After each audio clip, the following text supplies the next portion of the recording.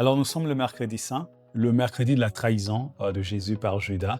Nous avons ces textes où Judas est approché par les leaders religieux du temple et qui lui demandent de trahir Jésus en échange de 30 pièces d'argent. Et ce qui est intéressant avec ces textes, c'est que ça fait un écho encore à l'Ancien Testament. Nous nous rappelons très bien de l'histoire de Joseph, qui lui aussi fut vendu, trahi par ses frères, mais pas pour 30 pièces, mais c'était pour 20 pièces d'argent qui était en fait la somme pour les esclaves. Et c'est un parallélisme intéressant. C'est comme si, comme nous avons lu avant, Jésus qui devient le nouveau temple, Jésus qui devient le nouvel Adam, c'est Jésus qui est le vrai roi David, le vrai roi Salomon en entrant d'une manière triomphante. Ici, nous voyons Jésus qui devient une sorte de Joseph, qui est trahi par les siens, trahi par Judas Iscariote, mais Joseph, lui, c'était par son frère qui s'appelle aussi Judas, si je me rappelle, et il a été vendu à des étrangers, et il est allé en esclavagisme, il a été enfermé en prison, plus tard il va être délivré de cela, il deviendra pratiquement le premier ministre d'Égypte, donc le deuxième en commandement de la nation égyptienne, et il va sauver non simplement son peuple, mais également tous les autres peuples qui s'approcheront de l'Égypte en utilisant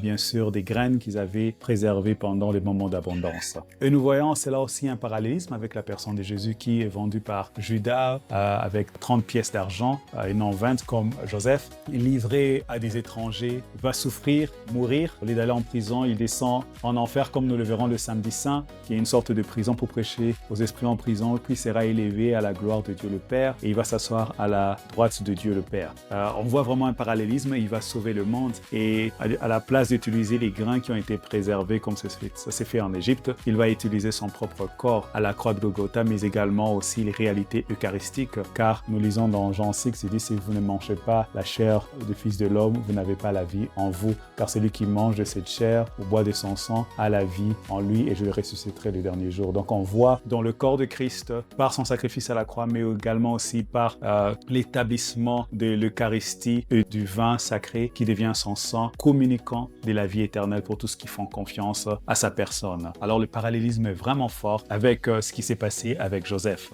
Et ainsi, nous apprenons que c'est souvent ceux qui sont le plus proches de nous, qui sont souvent nos frères, qui sont nos disciples, qui sont nos alliés, qui souvent nous trahissent, qui nous font du mal.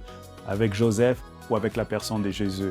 Et en ce mercredi saint, nous nous rappelons de tout ce qui nous ont fait du mal. Et nous voyons que Joseph finira par pardonner ses frères et être une bénédiction pour eux, comme Jésus finira par pardonner tout ce qu'ils ont abandonné. Malheureusement, Judas va se pendre avant de recevoir son pardon. Et nous aussi, disciples de Jésus, nous sommes invités en ce mercredi saint à pouvoir réfléchir et à réaliser que nous sommes invités à donner le pardon à ceux qui nous ont trahis, à ceux qui nous ont fait du mal, à ceux qui parlent le mal de nous par le colportage et par les médisances et les calomnies. Soyons les disciples de Jésus et soyons aussi ses envoyés pour notre génération. Bonne continuation de la Semaine Sainte.